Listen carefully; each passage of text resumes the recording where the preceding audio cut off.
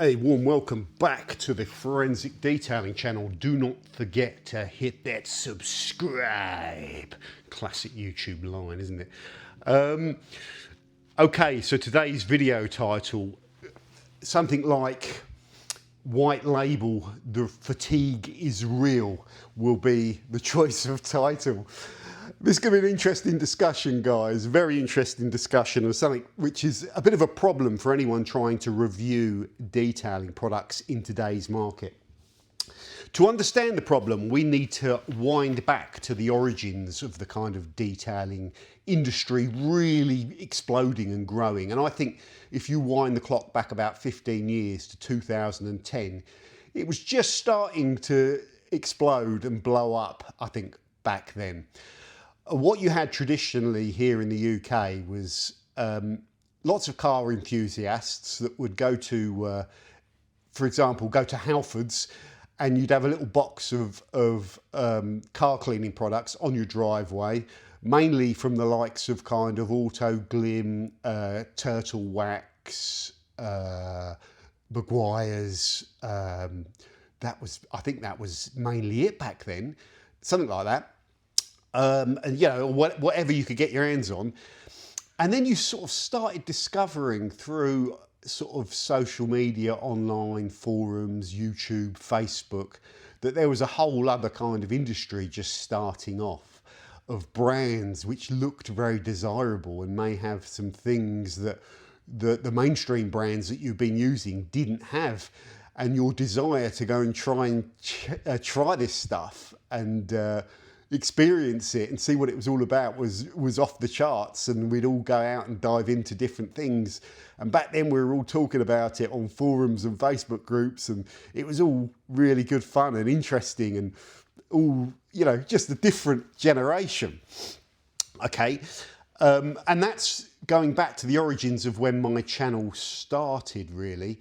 And I remember a lot of the stuff was done on Facebook groups, and those platforms were really good. But I realised earlier on, if I wanted to kind of talk about these products, I was going to have to go and kind of, or if I wanted to, in fact, before I even thought about doing the channel, if I wanted to understand what was really good and what was bad, the only way to really do it was to buy some of these products and try. And what was going on back then is people were just discovering it and saying, you know, I want to get a quick detail spray. What do I use? And they post that in a Facebook group.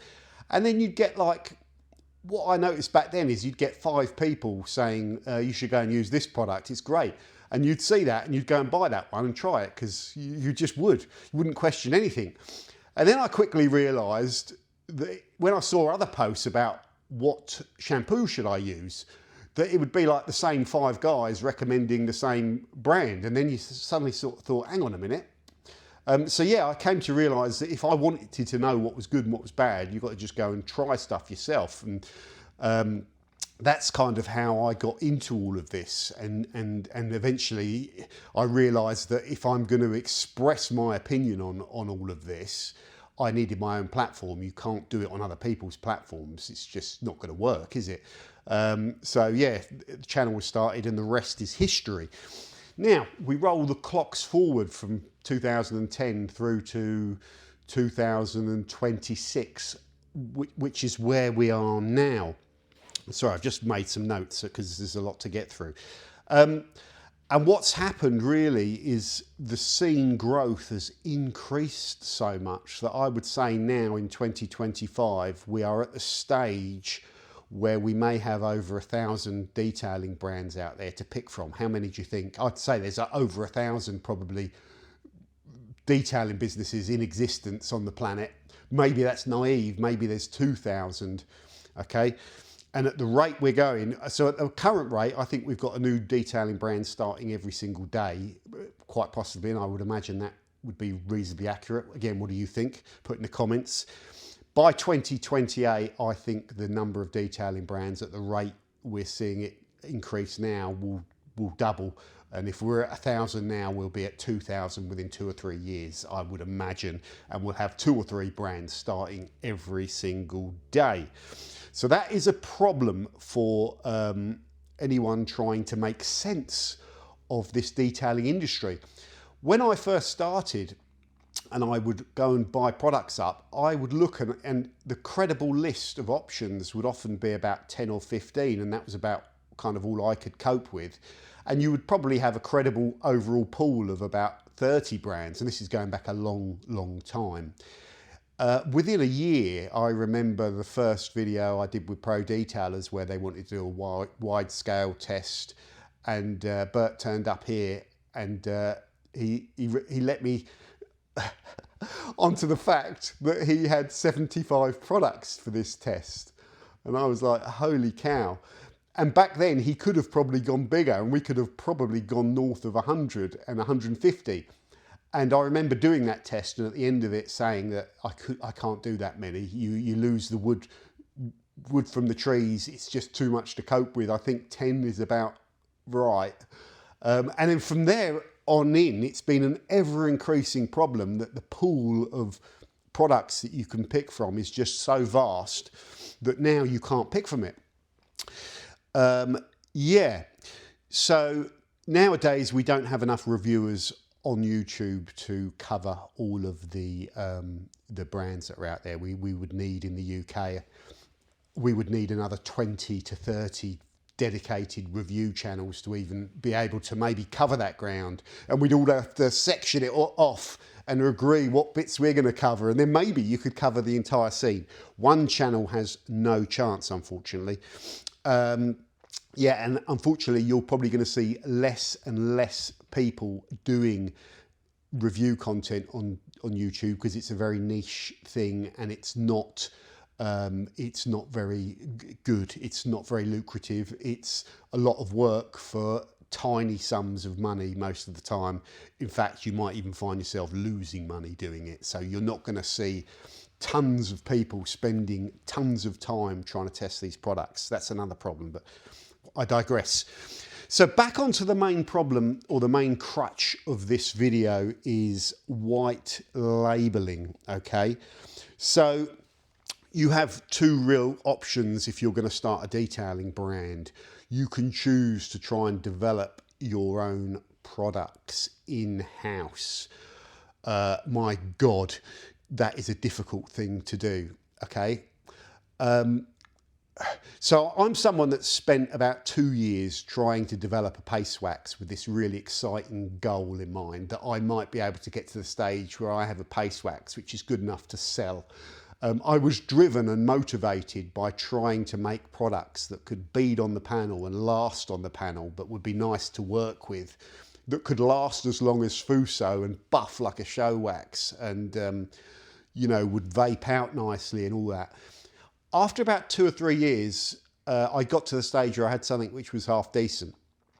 Over the course of that two or 3 years, I started off using lighter fluid, low-grade wax, you know, any old things chucked in, oils, sunflower oil, whatever oil, to having quite a lot of raw materials that I'd managed to go and source from various companies. And I'd explored lots of synthetic materials, lots of interesting stuff that I covered a lot on the Wax channel.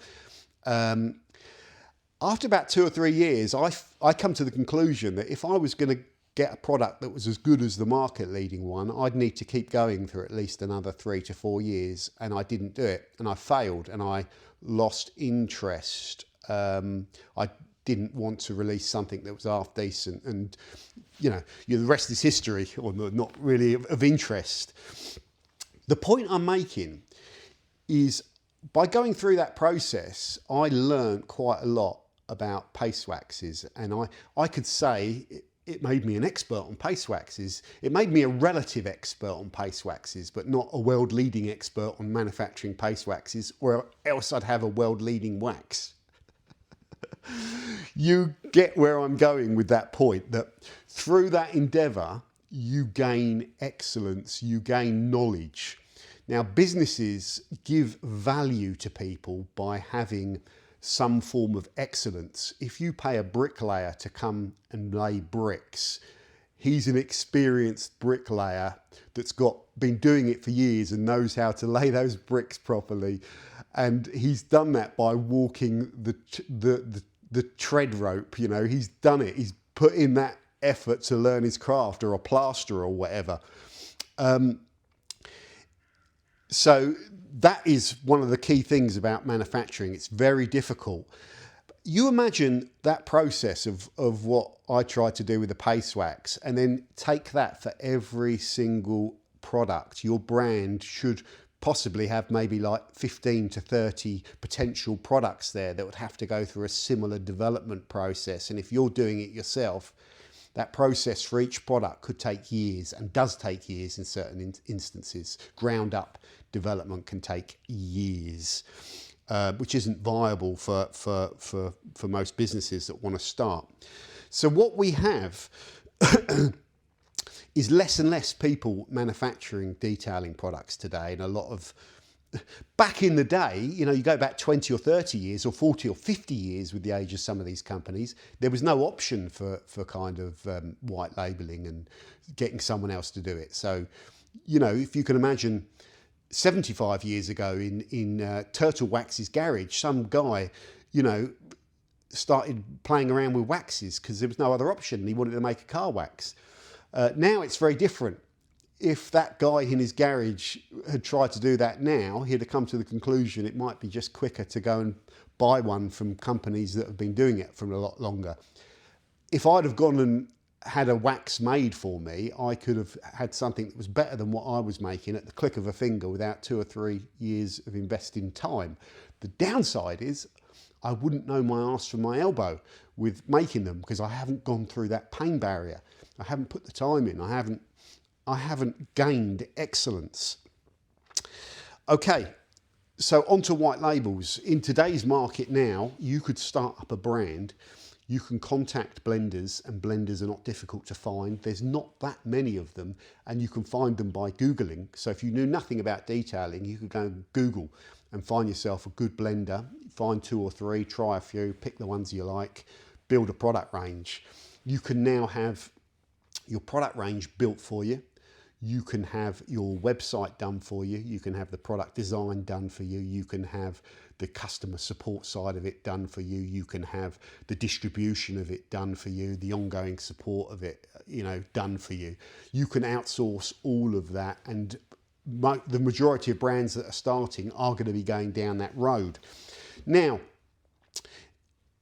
it sounds on paper like there's no benefits to going down that road. Well, there are, because the brands that are providing these services are good, and people know that. And I know that because I've used a lot of these chemicals from companies that aren't manufacturing, and I can't remember the last time I took like a white label blended product that I might have thought was my white label blended. You never really know, do you? Lots of the time, but I've looked at it and I've never gone, that's a turkey, that is. It's an absolute turkey. This brand, they've asked for the worst. They've watered it down. It's really horrible. It's not strong. It's bad. It does this. That doesn't really happen now, especially with the blender industry. These companies are experienced. They've been doing it for decades, and the quality of the chemicals that they produce and the services they provide is very high and very good. So what we're seeing is these brands that want to start up and are not manufacturing have very good products, premium products, in my opinion, that you are not going to be disappointed with. So that's a good thing. And I also think the intent of brands that get into detailing, I can't remember any brand that has started that wants to make products that they are trying to cut corners on and save money on. The quality seems to be really good. And I'm struggling to think of any product where it's been a real turkey. You know, you could argue that some of the stuff that's been around for decades that's really cheap might be the stuff that's a little bit more watered down nowadays. Or if you go and buy on eBay from a really anonymous brand that you've never heard of, that might be like watered down and bulked down and poor quality. Most of the stuff is really good quality, which is quite a good thing generally. So there are pros definitely to white labeling or blending, whatever you want to call it, but not manufacturing yourself. There are pros to it, and it also ensures a good level of quality I think. So yeah, it's not all bad. And the reality is, if Forensics Detailing had ever started a brand and gone down a brand, and I decided I want to manufacture it, I would fail, because I would still be working on that paste wax for the next 4 to 5 years. And then I'd be moving on to trying to learn about surfactants and blending those. In 10 years of trying to learn and catch up with these brands that have been doing it for decades, I'd be lucky if I had something that's 10% as good. I would fail. So if I wanted to succeed, I'd have to go to someone else to do it for me, just so I could even get there in any reasonable time frame. So yeah, that's where we are with manufacturing and white labeling. It's a reality that's here to stay. The problem you have is now we're at the stage, let's say we wind the clock forward and we've got 2 new brands starting every year. And let's say that 99% of brands are going to have to white label, or go to blenders to make their products. What you're going to see is a very good general quality of detailing products being out there, but you're going to see too many brands to keep up with. You are going to suffer from fatigue, because you're going to come to the conclusion that, yeah, it's all pretty good. This is a really important point. What I don't think you get from any brand that's not manufacturing, when you develop, you're rolling that dice, and the more work you do, the more rolls of the dice you get. And you keep going. And if I'd have kept going, maybe I would have had a product that could have lasted longer than Fuso coat. It's the one I was compared to. Maybe I could have got there. If I had have got there, that would have been something really special. And the problem is, the blender industry is not going to work that way. It's going to give high quality chemicals, because every single brand that goes to them wants to say, I want the best durable sealant, I want the most repellent, I want this, I want that. They're all going to say the same thing. They all want premium. And if there's 2 new brands a day, the blender companies, what are they going to do? So what I find and what I see from the comments, and there's some really good comments on this, is that what you generally get with white label brands is a very high quality of detailing product, potentially really good quality, but a lacking of any flagship products, a lacking of a Sonex BSD, a lacking of a Fuso Co, a lacking of a bead maker. The viral products that I've just mentioned there have flaws. Do you remember when Top Gear talked about what's the best car manufacturer, and everyone's putting like Ford, BMW, it's Porsche, it's this? No, it's Lancia. Because their cars were bonkers, their cars were crazy, but their cars also had really stupid, flawed things in them. That is what happens when you're trying to push the boundaries of what's cool. Nowadays, if you look at car manufacturing, they've mastered the art of giving you like a certain level of quality that costs a lot of money now, but you've lost the glory of all of those crazy Lancia style cars that were being built in like the 80s, 90s and 2000s. It's a similar thing. So yeah, what you get is good quality, but in my opinion, lack of flagship products. And for a reviewer, when you have a marketplace of 1,000 brands and 99% or whatever figure are using, let's say, a pool of around 10 blenders around the world, you've got 99 products, you start noticing the ones that are the same. And then after you've been doing that for decades or many years like I have, you get bored with that.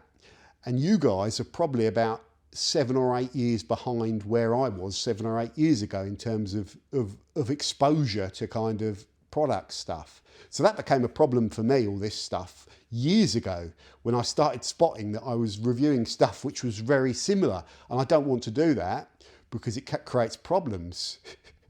You might interpret the product might be virtually identical, but you say something, this one looks like it lasts a bit longer, and like they're actually the same, or virtually the same. So that's one of the pros and cons. But the bottom line is, after a while, you just lose interest in that. And that's going to be a challenge for all of all of the brands that are looking to launch over the next 3 or 4 years when we're at 2000 is how the hell they're going to fix that. And I think you can only fix that by walking the tightrope that is developing products. Go through that pain barrier.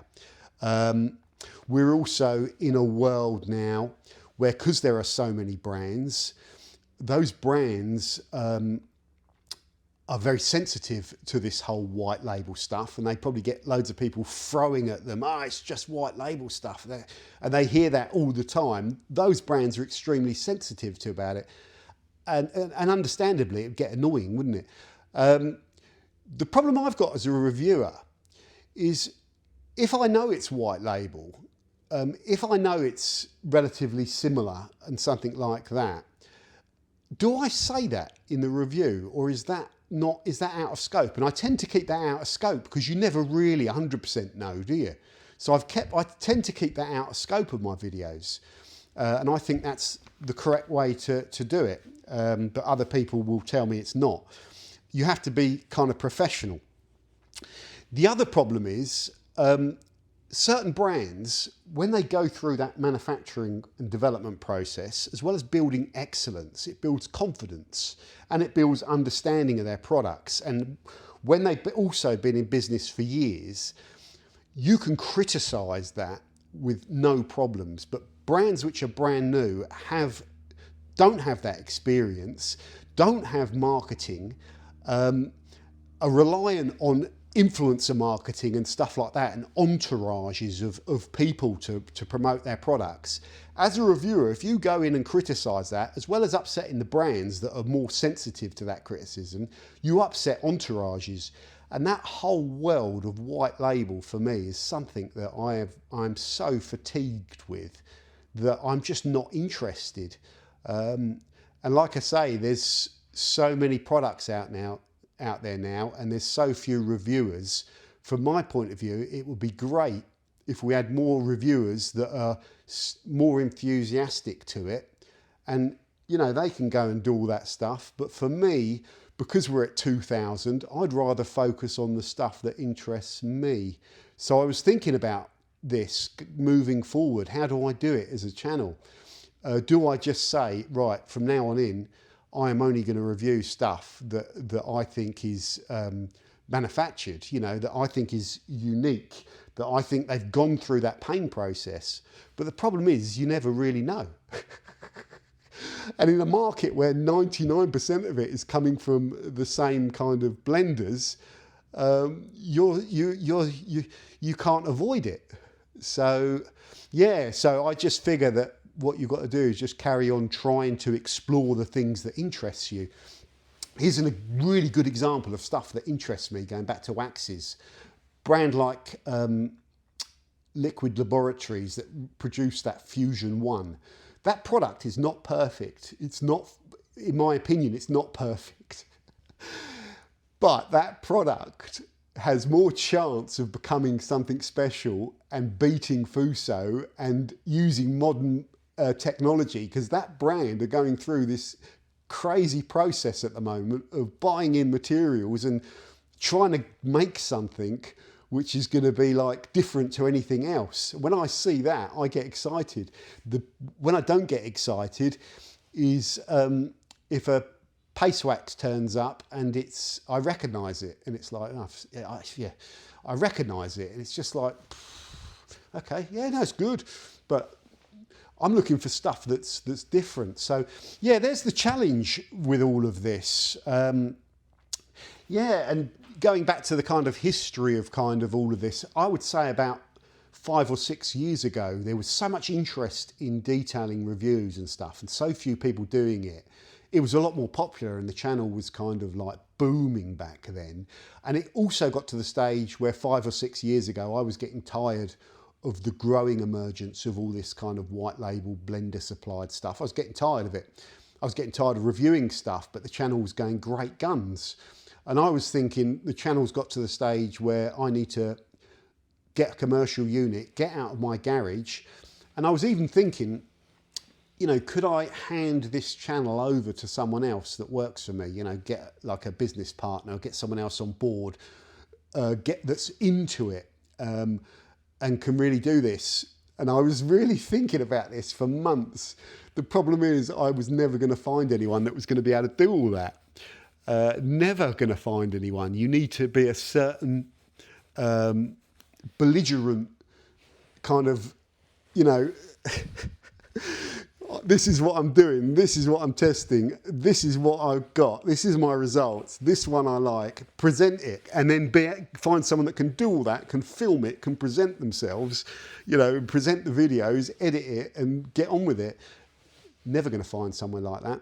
In all the years that I've been talking to people about detailing, I've probably met one person that I spoke to that I could tell within 30 seconds had a spark for it.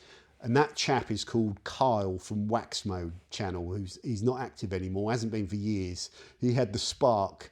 If I could have found a Kyle from Wax Mode in the UK, I would have handed it over to them and moved away from it. Because, yeah, there's also a tour of duty element to doing this, and we've done it for such a long time. So this video, there was a purpose to it as well as discussing something that's a problem for me and an interesting subject area that's difficult to talk about and tackle. There's a problem for me, but the purpose of this video is because I can't keep up with all the white label stuff, when people ask me, I can just direct them to this video and they can have a listen, and then you'll get an idea of my mindset and my approach. Yeah, and some interesting stuff that I was talking to someone else. This is a story I think I've told before, that before I'd started the channel as well, and I was going back to like Facebook groups, I remember a massive Facebook group polling all of its community about what were the top detailing brands, a bit like what we were talking about the other day. They polled their group. And then the results of the poll started coming in over the next couple of hours, and there was like 10 votes for, you know, Maguire's, 10 votes for like Car Pro, 10 votes for Auto Glim, or whatever, those sorts of numbers. Then when I came back to that particular post like a couple of days later, those numbers hadn't moved, and there was a UK brand that are still around actually, that had like 400 votes, and they were the #1 by a margin of 390 compared to all of these massive brands that have, you know, been around for decades. And it wasn't because that community suddenly felt that. It was because people that are on social media groups in that community were also on social media groups for that particular brand, and they've obviously mobilised their community to go in and say, yeah, vote for us. So if you'd read that, you'd have thought of a brand that I won't name, but they're a good brand. You'd think they were the #1 brand in the world. If you went around to car washing places and seeing if they were using that brand, they wouldn't be. You could go to 500 maybe, and none would be using that brand, and none might have even heard of them. If you go to a car show and just pull people over and interview and said, have you heard of this brand? They'd say no. If you went to professional detailers and looked at what chemicals they were using, you might have to go to 500 to 1,000 professional detailers before you'd find one of those particular products. But if you looked at that poll, that brand were 50 times more popular according to the poll than the biggest brands in the world. So yeah, it's all interesting on social media. It's really interesting.